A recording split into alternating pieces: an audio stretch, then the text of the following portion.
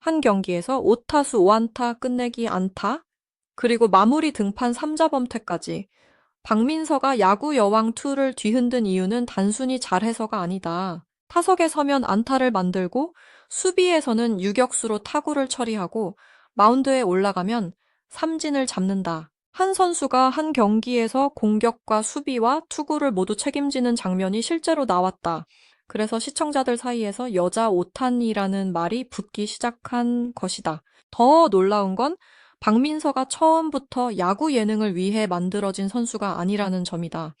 겉으로만 보면은 그냥 이제 골프 선수 출신의 새로운 멤버다. 그래서 야구를 잘 모르는 신입처럼 보일 수 있었다. 하지만 반전이 있었다. 박민서는 중학교 시절까지 리틀 야구단에서 뛰었다. 고등학교에 진학한 뒤 팀이 사라지면서 야구를 계속하지 못했고 이후 골프로 종목을 바꿨다. 즉, 야구를 완전히 처음 접한 사람이 아니라 한때 야구를 놓아야 했던 선수가 다시 그라운드로 돌아온 것이다. 그 복귀가 얼마나 강렬했는지는 2026년 7월 16일 방송된 시즌2 개막전에서 바로 드러났다. 블랙 퀸즈의 첫 상대는 산타즈였다. 산타즈는 2025년 전국 여자 야구 랭킹 9위, 팀 타율 4할 7리, 즉 0.07을 기록한 17년차 베테랑 팀이었다. 추신수 감독과 이대형, 윤성민 코치는 팀 해체를 막기 위해 철저하게 실력 순으로 선수를 기용하겠다고 선언했다. 그리고 신규 멤버 박민서를 4번 타자이자 유격수로 넣었다. 첫 경기부터 박민서는 기대를 넘어섰다. 1회 말부터 안타를 만들었다. 2회에도 장타와 안타가 이어졌다. 수비에서는 산타즈의 거포 타자가 친 공을 침착하게 처리했다. 블랙 퀸즈는 초반부터 크게 앞서갔고 4회가 되자 콜드게임 가능성이 열렸다. 그런데 이때 박민서의 역할이 한 번 더 바뀌었다. 유격수와 4번 타자를 맡던 선수가 이번에는 투수로 마운드에 올랐다. 4회 초 박민서는 두 번째 투수로 등판했다. 첫 타자를 연속 스트라이크로 몰아붙여 3구 삼진으로 잡았다. 이후에는 3볼까지 몰린 불리한 볼카운트에서도 결국 삼진을 만들어냈다. 첫 공식 등판의 결과는 3자범퇴였다. 이 놀라운 숫자는 투구수였다. 3개의 아웃카운트를 잡는 데 필요한 공은 단 11개였다. 당시 박재홍 해설위원은 프로야구에서도 한 이닝 평균 투구수가 약 14개 정도라는 점을 언급하며 박민서의 효율을 높게 평가했다. 그리고 경기는 여기서 끝나지 않았다. 4회 말 블랙 퀸즈가 다시 공격에 들어갔고 무사 만루에서 박민서에게 타석이 돌아왔다. 콜드승까지 필요한 것은 단 한 점이었다. 박민서는 끝내기 안타를 터뜨렸다.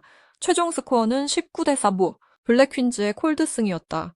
박민서의 개인 기록은 5타수 5안타, 투수로는 11구 3자범퇴, 공격에서는 끝내기 안타, 수비에서는 유격수, 첫 경기에서 보여줄 수 있는 역할을 거의 전부 보여줬다. 이 경기 뒤 박민서는 첫 MVP로 선정됐다. 단순히 5안타를 쳤기 때문만은 아니다. 타격과 수비와 투구가 한 경기 안에서 모두 연결됐기 때문이다. 바로 이 지점에서 여자 오탄이라는 표현이 나오는 이유를 이해할 수 있다. 물론 박민서를 메이저리그의 오타니 쇼헤이와 같은 수준으로 비교한다는 뜻은 아니다. 핵심은 한 선수가 타자와 투수를 동시에 수행하며 경기의 흐름을 바꾼다는 이미지다. 박민서는 야구 여왕2에서 그 희귀한 장면을 가장 선명하게 보여주고 있다. 하지만 진짜 무서운 장면은 다음 경기에서 나왔다. 개막전에서 완벽에 가까운 활약을 펼친 박민서는 발목 부상으로 다음 경기 선발 명단에서 빠졌다. 개막전에서도 다리가 아파 한 베이스씩밖에 뛰지 못했다고 직접 말할 정도였다. 그런데 박민서는 완전히 빠지지 않았다. 상황이 필요해지자 다시 마운드에 올랐다. 해머스 스톰을 상대로 박민서는 2이닝 연속 3자범퇴를 만들었고 한 이닝에서는 공 7개만으로 상대 타선을 정리했다. 또 두 타자를 연속 3구 삼진으로 잡아내며 새로운 에이스 후보라는 평가를 받았다. 상대도 약한 팀이 아니었다. 해머스 스톰은 전국대회 우승 7회를 기록한 강팀이었다. 2025년부터 2026년까지 성적은 12전 11승 1패였고 그 한 번의 패배도 경기 결과가 아니라 우천 상황에서 결정된 것으로 소개됐다.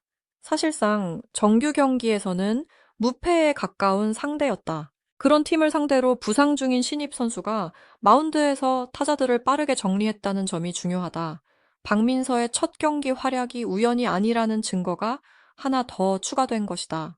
여기서 박민서의 가장 큰 장점이 보인다. 단순한 구속이 아니다. 제구와 승부 속도다. 스트라이크를 먼저 잡고 불리한 카운트에서도 흔들리지 않고 타자가 기다리기 전에 승부를 끝낸다. 투수 경험이 많지 않은 선수는 위기에서 공을 피하려는 경향이 나타날 수 있다. 하지만 박민서는 오히려 눈앞에 타자에게 집중하는 방식을 선택했다. 야구여왕 2 3회에서도 제작진은 박민서의 투구를 제구와 스피드를 모두 잡은 투구로 강조했다. 그런 박민서에게 한 번 더 큰 시험이 찾아왔다. 부상 때문에 시즌 세 번째 경기에 출전하지 못했고 약 2주 동안 회복에 집중해야 했다. 그리고 복귀 무대가 국내 팀과의 편안한 경기도 아니었다. 2026년 8월 13일 방송된 야구여왕2 6회 블랙퀸즈의 첫 국제전이었다. 상대는 대만 타오위안 550, 2026년 타이베이시 여자 야구 리그 2위를 기록한 강팀이었다. 경기 상황은 최악에 가까웠다. 블랙퀸즈 수비에서 실책이 4개나 나왔다. 빠른 주루와 작전 야구에 흔들렸고 선발 장수영도 주자를 견제하는 과정에서 실수를 범했다. 추신수 감독과 이대형 윤성민 코치가 결국 선택한 카드는 박민서였다. 부상에서 돌아온 막내를 첫 국제전의 위기 상황에서 구원 투수로 올린 것이다. 이 장면 하나만 봐도 팀 안에서 박민서의 위치가 얼마나 빨리 바뀌었는지 알 수 있다. 박민서는 등판을 앞두고 절대로 점수를 주지 않겠다는 각오를 드러냈다.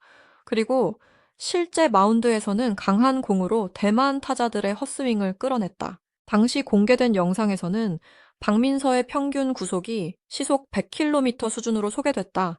숫자만 보면은 프로야구의 강속구와 직접 비교할 수는 없다. 하지만 중요한 건 상대가 그 공을 어떻게 느꼈느냐다.